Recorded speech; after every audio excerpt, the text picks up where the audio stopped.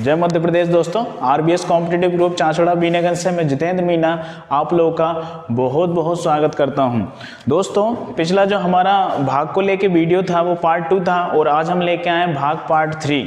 इसमें आज हम आपको पूरा भाग का मैटर जो है वो पूरा का पूरा क्लियर करवाने वाले हैं। दोस्तों काफ़ी बड़ा मैटर था, मैंने आपसे पहले ही कहा था इसमें अलग अलग पार्टों के माध्यम से इसको कंप्लीट करवाएंगे, क्योंकि भाग जो रहता है बड़ा शानदार टॉपिक है। आजकल परीक्षाओं के दृष्टिकोण से अलग अलग तरीके के बड़े से बड़े शानदार क्वेश्चन आजकल परीक्षाओं में आते हैं। तो दोस्तों आज हम लेके बड़े शानदार आकर्षक क्वेश्चन आप लोगों के सामने लेके आए हैं और आज हमारा ये भाग का लास्ट टॉपिक है। इसमें हम सारे के सारे भाग के जो क्वेश्चन हैं वो आपको कंप्लीट करवाने वाले हैं। तो मैंने आपको 7 टाइप के जो क्वेश्चंस थे वो मैंने आपको करवा दिए थे। तो आज हम दोस्तों शुरू करने वाले हैं भाग का नेक्स्ट टाइप नंबर 8। ठीक है दोस्तों, टाइप नंबर 8। इसमें भी इस टाइप के क्वेश्चन होंगे। अधिकतर दोस्तों भाग के सभी टाइप के लगभग क्वेश्चंस बनते हैं, लेकिन आजकल जो जिस तरीके से परीक्षाओं में क्रेज है सहजफल बचने वाले क्वेश्चंस का, उस तरीके के क्वेश्चन आज हम छांट के आप लोगों के लिए लेके आए हैं, जो कि काफ़ी परीक्षाओं के दृष्टिकोण से काफ़ी इंपॉर्टेंट होते हैं। तो दोस्तों आप लोगों से बार बार कहना होता है, अगर हमारा वीडियो और आज की मेहनत आपको पसंद आए तो प्लीज़ लाइक करें, शेयर करें, सब्सक्राइब करें, बेल आइकन का बटन दबाएं और कमेंट्स के माध्यम से बताएं कि आपको हमारे वीडियोस कैसे लग रहे हैं। और अगर आज के वीडियो से संबंधित कोई भी क्वेश्चन या कोई भी समस्या अगर आपको आए तो कमेंट्स के माध्यम से आप बता सकते हैं, ताकि नेक्स्ट वीडियो में हम आपकी कमियों को दूर कर सकें। और हम भी अगर कोई गलती करते हैं तो दोस्तों प्लीज़ कमेंट्स के माध्यम से बताइए, क्योंकि हम अपने आप में दिन ब दिन निखार चाहते हैं और वो निखार हमें तभी आएगा जब आप लोग हमें कमियां देखेंगे या हमारी कमियों को बताएंगे, तो हम उनको दूर करने की कोशिश करेंगे। ठीक है दोस्तों, तो स्टार्ट करते हैं आज का भाग का जो पार्ट 3 है अपना, और टाइप नंबर 8 इसमें मैं आपको बताने वाला हूं। तो दोस्तों इसमें बड़े विशेष प्रकार के क्वेश्चन पूछे जाते हैं टाइप नंबर 8 में। जैसे एक क्वेश्चन है, ऑप्शन सहित मैं आपको बता रहा हूं। दोस्तों मैं आप लोगों से बार बार कहता हूं हमारे पास फैसिलिटी नहीं है, हम आपको छपा हुआ क्वेश्चन यहाँ नहीं दे सकते। हम अपने हाथों से लिख रहे हैं और क्वेश्चंस को वहाँ पे बता रहे हैं। आप क्वेश्चन को साथ में नोट करिए, अपने पास रजिस्टर रखिए, क्वेश्चन मैं बोर्ड पे लिख दे रहा हूँ और आप उस चीज़ को फॉलो करते हुए साथ में अपने एक रजिस्टर लेके आप उसको नोट कर सकते हैं। ठीक है दोस्तों, तो क्वेश्चन है 4 पे घात 61 प्लस 4 पे घात 62 प्लस 4 पे घात 63 प्लस 4 पे घात 64 संख्या किससे पूरी तरह विभाजित है। आपको ये बताना है कि ये जो है संख्या या एक जो आपको समीकरण दिया है ये किससे पूरी तरह विभाजित है, पूरी तरह विभाजित है। ऑप्शन आपको दिए हैं। ऑप्शन है दोस्तों, फर्स्ट नंबर पे लिखा है 3, ए नंबर पे, बी नंबर पे है 10, सी नंबर पे है 11 और डी नंबर पर लिखा हुआ है 13। ये 4 आपके ऑप्शन हैं और आपको ये बताना है कि ये जो आपका एक व्यंजक है ये किस संख्या से पूरी तरह विभाजित है। ये जो 4 ऑप्शन हैं आपके, इनमें से किस संख्या से पूरी तरह विभाजित हैं। तो दोस्तों किस तरीके से करते हैं, जैसे मान लीजिए क्वेश्चन है आपका 4 पे घात 61 प्लस 4 पे घात 62 प्लस 4 पे घात 63 प्लस 4 पे घात 64। यह आपका क्वेश्चन है और आपको पता है, हालांकि मैंने अभी आपको पढ़ाया नहीं है लेकिन आगे मैं आपको पढ़ाने वाला हूँ, घातांक और करनी में कुछ नियम होते हैं, कुछ रूल्स होते हैं। वहाँ पर दोस्तों लिखा हुआ बड़े फेमस रूल्स होते हैं, सबको पता होती है, पढ़ाने की आवश्यकता नहीं होती है, क्योंकि जितने लोग पढ़े लिखे होते हैं ना वही लोग वीडियो देखते हैं और वही लोग इस चीज़ को फॉलो करते हैं जो मैं बता रहा हूँ। और 2 चीज़ें हमेशा आपके दिमाग में रहती हैं कि आधार समान होता है तो गुणा में घातें जुड़ जाती हैं और आधार समान होता है तो भाग में घातें घट जाती हैं। ठीक है, मंथन कीजिए कि आपको याद नहीं है, सबको याद होगा लगभग। देखिए अब हम क्या करने वाले हैं, इसको उसी मेथड में हम इसको तोड़ने वाले हैं। आधार समान होता है तो गुणा में घातें जुड़ जाती हैं। क्या करना है, आप इसको लिखेंगे 4 पे घात 61 इंटू 1। ठीक है, वही हो जाएगा 4 पे घात 61 इंटू 4। ठीक है, कर सकते हैं इस तरीके से। आधार समान गुणा में घातें जुड़ जाएंगी, 61 और 1 कितना हो गया 62, और यहाँ पे 1 से गुणा करेंगे तो यही संख्या बनेगी, प्लस यहाँ हो जाएगा 4 पे घात 61 इंटू 4 पे घात 2, 61 और 2 कितना हो जाएगा 63 हो जाएगा।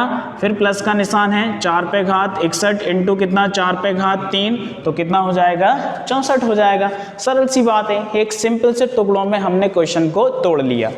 अब दोस्तों एक वितरण नियम होता है, वितरण नियम होता है, हमें थोड़ा सा आपको लिख के बता देता हूं। वितरण नियम होता है a into B plus minus a into C. इसमें क्या होता है, दो संख्याएं गुणा में होती हैं, बीच में प्लस माइनस का निशान, फिर संख्याएं गुणा में होती हैं, तो जो मिलता है उसको कॉमन निकाल लेते हैं। तो क्या बचा b, प्लस हो तो प्लस, माइनस हो तो माइनस, सी है तो क्या रख देंगे सी रख देंगे। ये वितरण नियम होता है। तो ये जरूरी थोड़ी कि ऐसे सिर्फ यहाँ तक ऐसे दो दो संख्याएं हो, ज्यादा संख्याएं भी हो सकती हैं, जैसे कि यहाँ पर है। तो इसमें क्या मिला है 4 पे घात 61, जो मिला था उसको कॉमन ले लिया। अब कोष्टक के अंदर क्या बचेगा 1 प्लस यहाँ 4 बचेगा, यहाँ 4 पे घात 2 बचा है, यहाँ 4 पे घात कितना 3 बचा है। ये बचा है आपका, आपने सिंपल तरीके से इसको लिख लिया। अब आप क्या करने वाले हैं 4 पे घात 61, कोष्टक का निशान है, ये हो गया 1 प्लस 4 प्लस 4 का स्क्वायर 16 और 4 का क्यूब होता है कितना 64। इसके बाद 4 पे घात 61 इंटू इन सबको प्लस कर लेंगे। जब इन सबको प्लस करेंगे तो दोस्तों 64 और 16 80, 84 कितना 85। अब आपको इस संख्या को फोकस करना है, यहाँ जो संख्या आई है इस संख्या को आप फोकस करेंगे और जो आपके ऑप्शन है उनमें से आप इनका भाग देके इसमें देखेंगे कि ये संख्या किससे विभाजित होती है। दोस्तों 3 से तो विभाजित नहीं है, 8 5 13 होता है, 3 के नियम में नहीं आता। मैंने विभाज्यता के नियम आपको खूब अच्छे तरीके से स्पेशल वीडियो बना के बताया। आप चाहें तो हमारे जो चैनल है उसके भाग वाला जो चैनल यानी भाग के जो क्वेश्चंस हैं या जो हमारे वीडियो हैं वो पुराने वीडियो आप देख के पता लगा सकते हैं या देख सकते हैं सारे के सारे वीडियो, उसमें आपको मिल जाएगा कि भाग से संबंधित नियम जो होते हैं उसमें 3 का नियम क्या होता है। वैसे मैं आपको डेली अपडेट ये करवा देता हूं जब भी पढ़ाता हूं। तो संख्याओं के योग में 3 का भाग जाना चाहिए, तो 8 5 13 3 का भाग नहीं जाता, 10 का तो नहीं जाएगा क्योंकि 0 नहीं है तो 10 का नहीं जाता है, 11 का भी नहीं जाएगा, 11 7 77, 11 8 88, 13 6 78, 13 7 91 यानी 13 से भी विभाजित नहीं है। अब दोस्तों ऐसी कंडीशन में क्या करना है, जब ये संख्या इनमें से किसी से विभाजित नहीं है तो आपको सवाल की जो एक स्टेप है उसको बढ़ाना है। क्या करना है 4 पे घात 61 को आप लिख दीजिए 4 पे घात 60, अब लिख दीजिए 4 इंटू कितना लिख देंगे 85, लिख दिया। इसके बाद आपको क्या करना है 4 पे घात 60 इंटू 4 का इससे गुणा करेंगे 4 पंजे 20, हासिल आई कितनी 2, 4 अट्ठे 32 और 2 कितना 34। अब चेक करिए किससे विभाजित है। अब तो आप सीधा अनुमान लगा पा रहे हैं ना किससे विभाजित है 10 से विभाजित है, तो क्या आंसर होगा इसका 10 होगा। अब आप सोच रहे होंगे कि जब यहाँ पे ये 340 10 से विभाजित इसमें होता है तो यहाँ नहीं हो सकता क्या, तो दोस्तों हो सकता है, 17 से विभाजित है, ये 5 से विभाजित है, यानी जिससे भी आपको पूछा जाएगा वहाँ तक ये उससे विभाजित हो सकता है। अगर जैसे मान लीजिए इस क्वेश्चन का मैं आपको ऑप्शन नहीं देता तो आपका आंसर यहीं तक 85 हो जाता, यानी ये संख्या 85 से विभाजित है या 85 के किसी गुणज से विभाजित है। 85 का जो गुणज होगा उससे किसी से भी ये विभाजित हो सकता है। ठीक है दोस्तों, उम्मीद करता हूं आपको समझ में आया होगा और प्रैक्टिस करते हैं थोड़ा सा। नेक्स्ट क्वेश्चन देखते हैं। नेक्स्ट क्वेश्चन है टाइप नंबर 8 के अंतर्गत ही मैं आपको नेक्स्ट क्वेश्चन बताने जा रहा हूं। दोस्तों बड़े ही एकाग्रचित्त मन से आपको समझना है, शांति से पूरा ध्यान आपको केंद्रित करना है क्वेश्चंस पे, तो डेफिनेटली आपको समझ में आएगा।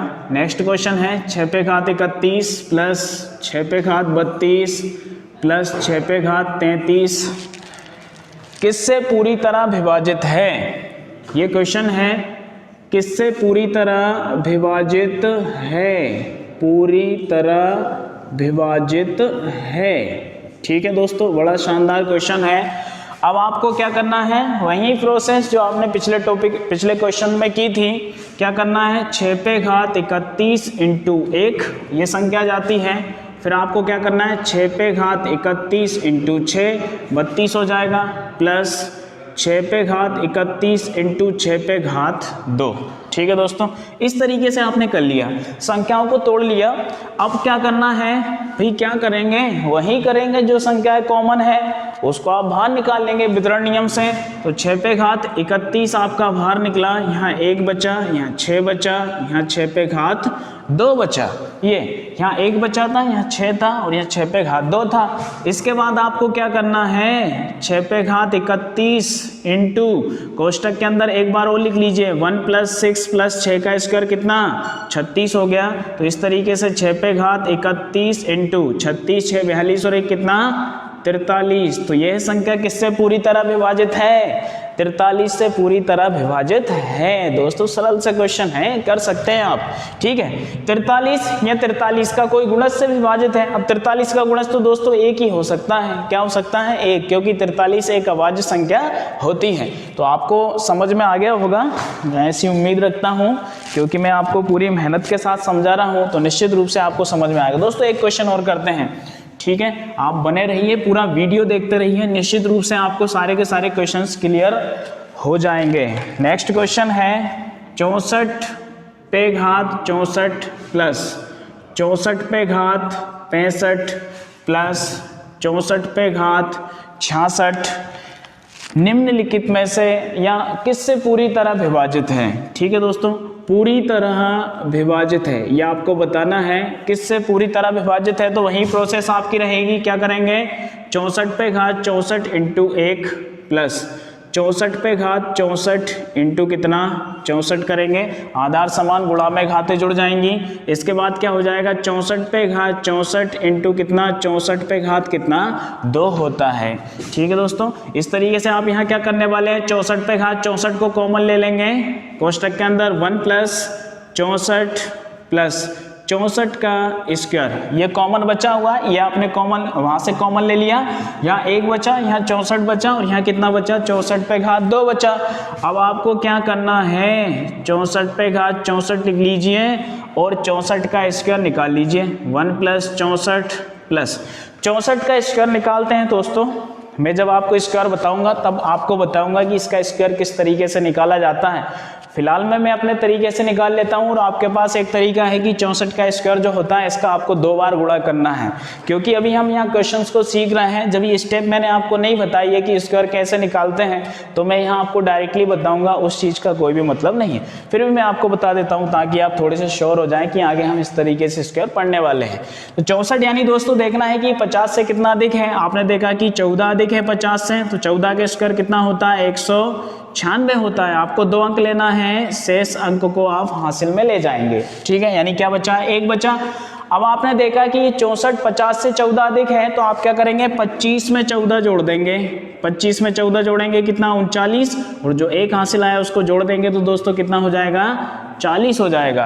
तो यहाँ आप इसका स्क्वायर लिख सकते हैं कितना 40 96। ठीक है, या 2 बार गुणा करके आप यहाँ फिलहाल में निकाल सकते हैं, क्योंकि मैंने आपको स्क्वायर बताया नहीं है।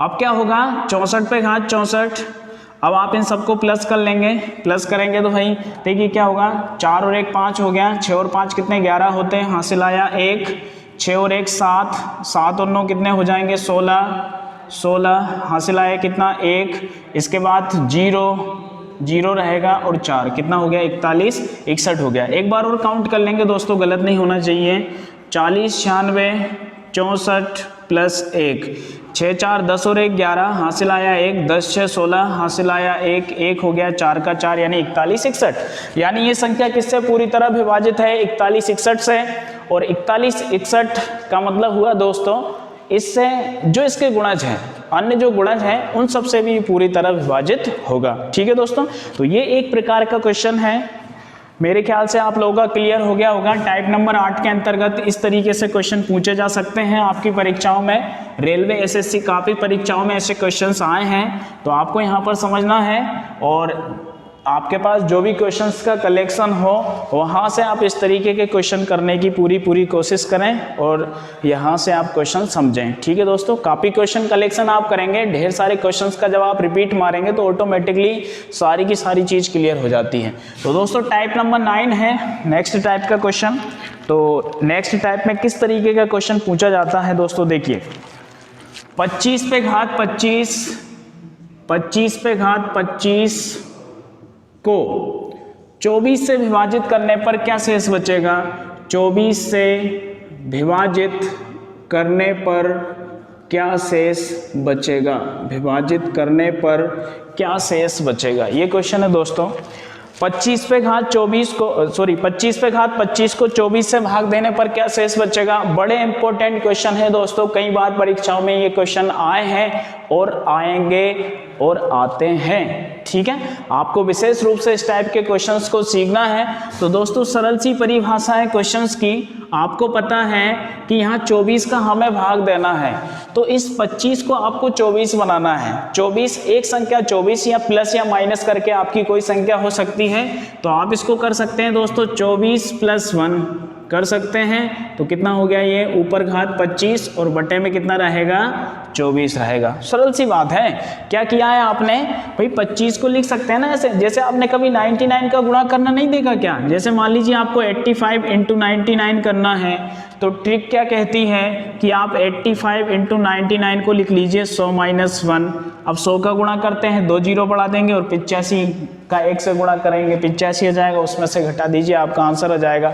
यानी आपको कोई एक्स्ट्रा मेहनत नहीं करना पड़ेगा। तो यहाँ पर भी तो हम 25 को 24 + 1 लिख सकते हैं। बस आपको हर क्वेश्चन में इतना ही याद रखना है। क्या याद रखना है कि जैसे जिस संख्या से आप भाग दे रहे हैं वो यहाँ पर आना चाहिए। इस टाइप की संख्या कैसे भी आप उस संख्या को लेके आए, चाहे तो यहाँ माइनस करें चाहे आप प्लस करें, किसी भी तरीके से आप उस संख्या को लेके आए। अब यहाँ क्या हो सकता है दोस्तों, सरल सी बात है। आप इस संख्या को ऐसे भी लिख सकते हैं 24 पे घात 25 वटा आप 24 लिख सकते हैं, प्लस यहाँ पर अगर आप देखें तो 1/24 यानी 1 पे घात 25 और बटा 24 आप लिख सकते हैं। अब यहाँ पर ये 24 से 24 तो कट जाता है दोस्तों, यहाँ 24 का 24 में पूरी तरह भाग देंगे तो क्या शेष बचेगा, 0 शेष बचेगा, यानी कोई मतलब नहीं हुआ। अब 1 पे घात 25 है तो आपका 1 पे घात कितनी भी हो उतना ही आता है, बटा कितना हुआ 24 हुआ। अब 1 में आप 24 का भाग देंगे इस तरीके से, 1 में आप 24 का भाग देंगे, नहीं जाने का 0, बचा कितना जो यहाँ पे है वही तो शेष होगा, यानी इसका आंसर हुआ कितना 1 हुआ। ठीक है दोस्तों, क्या शेष बचेगा, 1 शेष बचेगा। क्या किया आपने 24 + 1 कर लिया। डायरेक्टली दोस्तों वैसे भी बता सकते हैं, जैसे यहाँ पे कोई संख्या अदर नहीं है और आपने देखा कि दी गई संख्या 24 से कितना अधिक है तो 1 अधिक है। अब 25 में आप 24 का भाग देंगे तो निश्चित रूप से 1 ही शेष बचेगा। डायरेक्टली ट्रिकली भी आप याद कर सकते हैं, और ये सब दोस्तों ट्रिकली हैं, शेषफल प्रमेय जो होती है उस पर आधारित जो होते हैं ये क्वेश्चंस होते हैं, उस आधार पर इनको सॉल्व किया जाता है। लेकिन यहाँ हमें विशेष ध्यान नहीं देना है, आपको डायरेक्टली याद करना है इस तरीके से कि भाई ऐसे हम लिखेंगे और इतना शेष इसमें बचता है। ठीक है दोस्तों, नेक्स्ट क्वेश्चन देखते हैं। अगला क्वेश्चन है, बड़े शानदार क्वेश्चन है परीक्षाओं के दृष्टिकोण से दोस्तों, आजकल काफी परीक्षाओं में से क्वेश्चन पूछे जाते हैं। 19 पे घात 35 को 18 से भाग देने पर क्या शेष बचेगा, बता दीजिए फटाफट आंसर। क्या बचेगा, 1 शेष बचेगा। क्या बचेगा, 1, क्योंकि हम इसको लिख सकते हैं क्या 18 + 1 इस पे घात 35 वटा कितना 18। अब मतलब ये हुआ दोस्तों, आप इसको लिखेंगे तो 18 पे घात 35 और वटा कितना 18 लिख देंगे, प्लस का निशान है तो प्लस, 1 पे घात 35 तो 35 लिख दिया, वटा कितना 18 हो गया। इससे ये कट जाएगा तो सिंपल सी बात, यहाँ तो शेषफल 0 बचेगा क्योंकि 18 का भाग 18 में देंगे तो कोई शेष नहीं बचता है। लेकिन अगर आप यहाँ देखेंगे तो 1 पे घात 35 का मतलब 1 ही होगा, वटा 18। अब 1 का भाग 1 में आप 18 का भाग देंगे तो निश्चित रूप से 1 ही शेष बचेगा। तो क्या आंसर होगा इसका, 1 इसका आंसर होगा। और प्रैक्टिस करते हैं दोस्तों नेक्स्ट टाइप के क्वेश्चन। ये तो निश्चित रूप से आपको समझ में आ गए होंगे, ऐसे कठिन क्वेश्चन नहीं है, लेकिन परीक्षाओं के दृष्टिकोण से काफ़ी इंपॉर्टेंट है।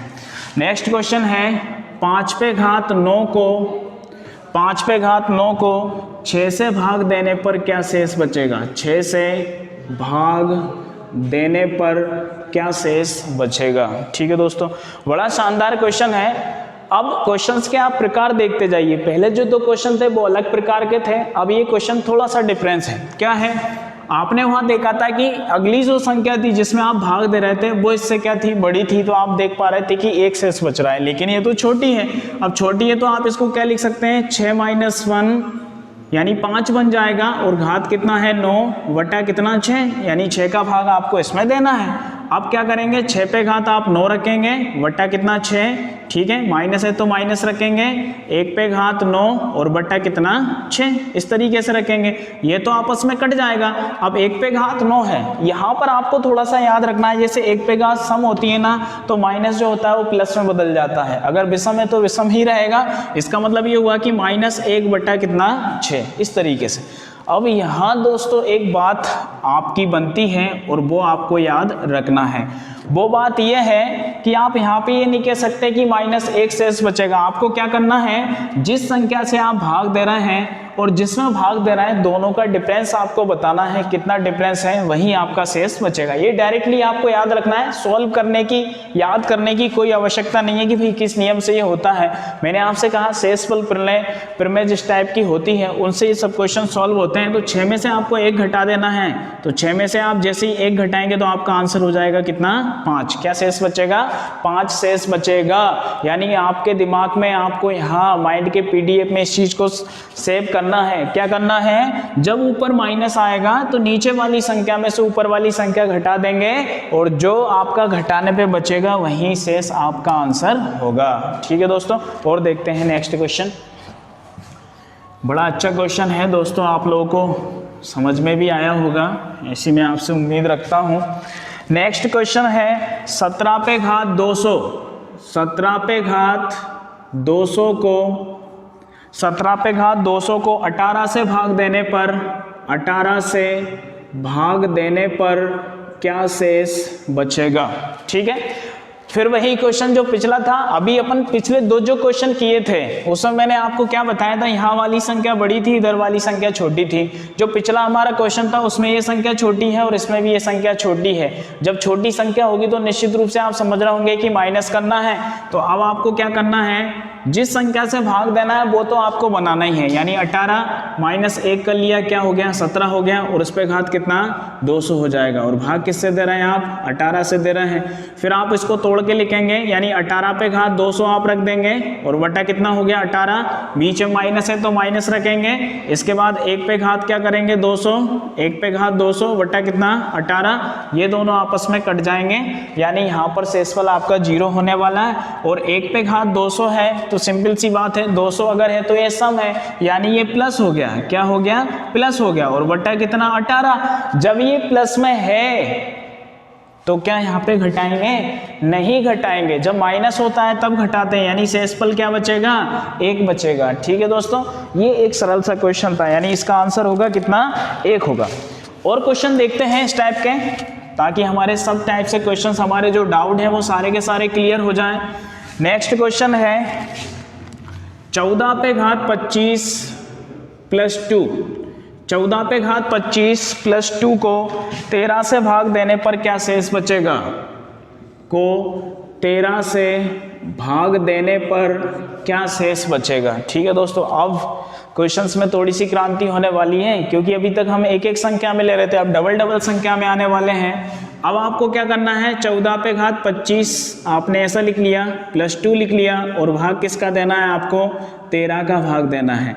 अब आपको ये संख्या तो 13 के रूप में बनाना है, तो सिंपल सी बात है, आप क्या कर देंगे 13 + 1 कर देंगे, और कितना हो गया 25, और इसमें आपको भाग देना है किसका 13 का, और क्या रहेगा प्लस का 2 रहेगा। यहाँ आपने देखा कि आप इसको 13 पे घात कितना रख सकते हैं 25 प्लस 1 पे घात कितना 25, और इसके बटे में भी आप 13 लिख सकते हैं, इसके बटे में भी 13 लिख सकते हैं, और प्लस 2 बटा कितना 13 लिख सकते हैं। इस तरीके से लिख सकते हैं ना, लिख सकते हैं ना। आ रहा है ना समझ में, नहीं आ रहा है तो देखते रहिए नजरे गड़ाए, है ना, बड़े शानदार तरीके से पूरे एकाग्रचित्त मन से। अगर एक बार में समझ में नहीं आए तो दूसरी बार समझने की कोशिश करना। ठीक है दोस्तों, अब ये तो आपका कट जाएगा, और यहाँ पर आपने अनुमान लगा लिया कि यहाँ पे 1 शेष बचने वाला है, क्योंकि ऐसे क्वेश्चंस हमने कर लिए हैं। यहाँ कितना 2 शेष बचने वाला है, तो सरल सी बात है 1 और 2 कितना हो गया 3 हो गया। क्या आंसर होगा इसका 3, इसका आंसर होगा। ठीक है दोस्तों, प्रयास करना आपको समझ में आए किसी भी तरीके से। मैं अपनी तरफ से पूरी मेहनत कर रहा हूं, और आपको भी इसको शांति से देखना है। 1 बार नहीं 2 बार देखना है, 2 बार नहीं तो 3 बार, बार बार देखिए, कभी ना कभी तो आपको समझ में आएगा। और आप अगर कोशिश करेंगे तो निश्चित रूप से परीक्षा में इस तरीके के क्वेश्चन आप करके आएंगे। दोस्तों आजकल काफ़ी क्रेज है इस तरीके की क्वेश्चंस का, आजकल परीक्षाएं जो हो रही हैं उनमें मैं आप लोगों से बार बार कह रहा हूँ ये सब। नेक्स्ट क्वेश्चन है 45 पे घात 47 प्लस 2 को 44 से भाग देने पर क्या शेष बचेगा, पर क्या शेष बचेगा। ठीक है दोस्तों, वही क्वेश्चन है। क्या आपको करना है, 45 पे घात 47 है तो आप इसको इस तरीके से लिख देंगे 45 पे घात 47 वटा कितना 44 प्लस कितना 2 बटा कितना 44। इस तरीके से आपको भाग देना है।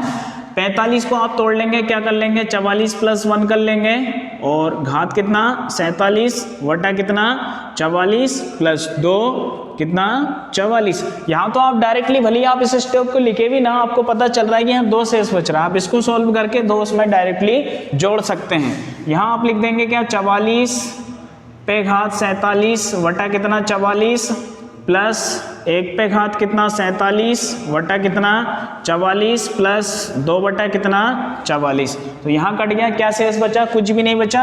यहाँ क्या बचा 1 और यहाँ क्या बचा है 2, यानी 1 प्लस 2 यानी शेष हो गया कितना 3 शेष होगा। ठीक है दोस्तों, सरल सा क्वेश्चन था। और करते हैं दोस्तों इस तरीके के क्वेश्चन, यानी आपको क्वेश्चन आना ही चाहिए ऐसा मेरा प्रयास है। ज़्यादा से ज़्यादा क्वेश्चन दोस्तों करते हैं तो निश्चित रूप से क्वेश्चन समझ में आते हैं। अगला क्वेश्चन है 27 पे घात 28 माइनस 1 को 26 से भाग देने पर क्या शेष बचेगा। यानी 27 पे घात 28 माइनस 1 को आप 26 से भाग देंगे तो क्या शेष बचेगा।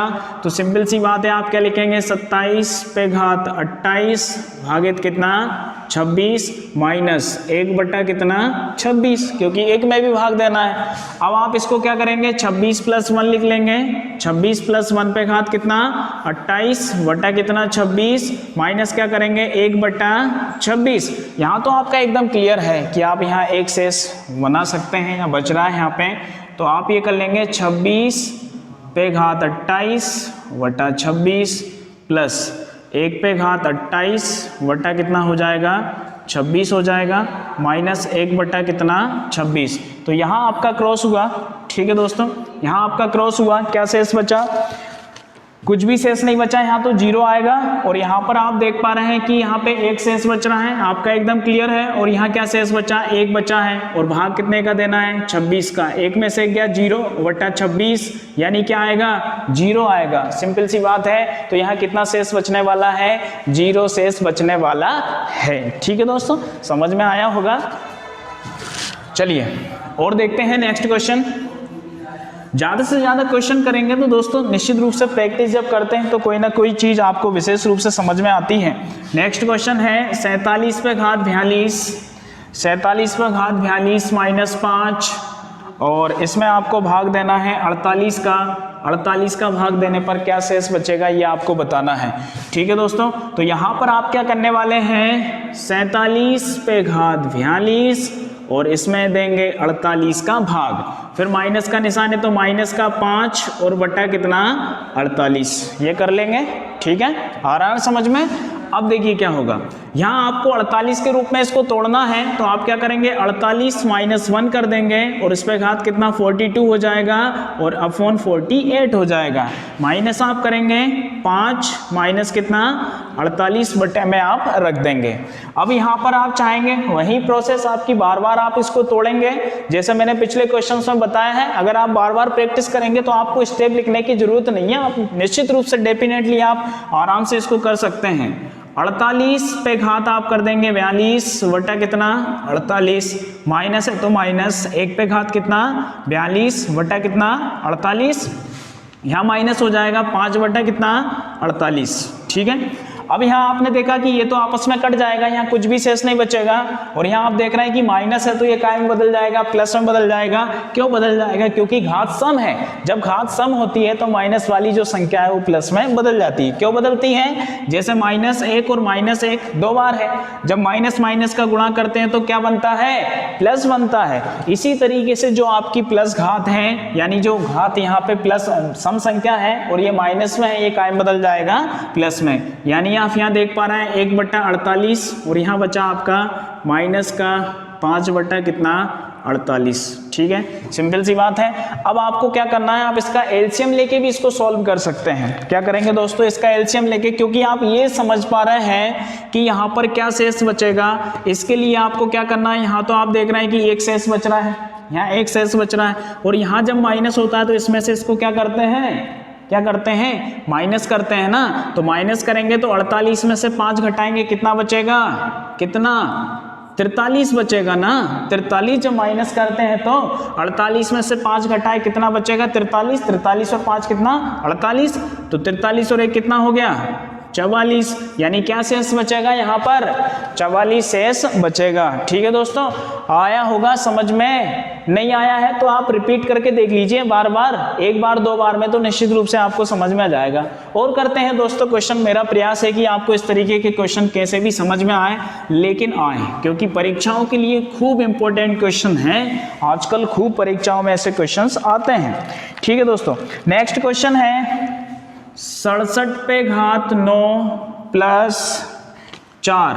67 पे घात 9 प्लस 4, इसमें आपको भाग देना है 65 का।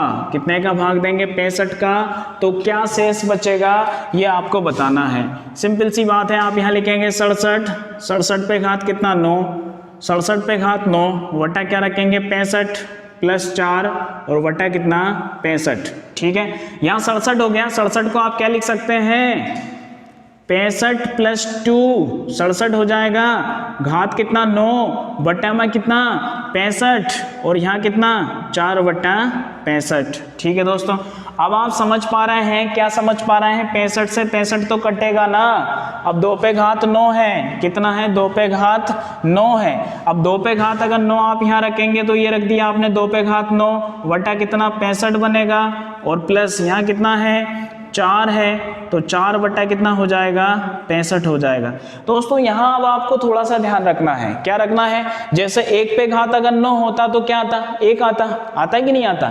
लेकिन अगर आप 2 पे घात अगर 1 रखेंगे तो क्या 1 आएगा, नहीं आएगा, क्योंकि यहाँ कंडीशंस जो होती है परिवर्तित हो जाती है। तो आप जो संख्या है उसको आप या तो इस तरीके से तोड़ें, जैसे हमने टाइप नंबर 8 में क्वेश्चन किया था, या तो आप इस तरीके से इसको तोड़ें, 2 पे घात 8 × 2 यानी 9 हो जाएगा।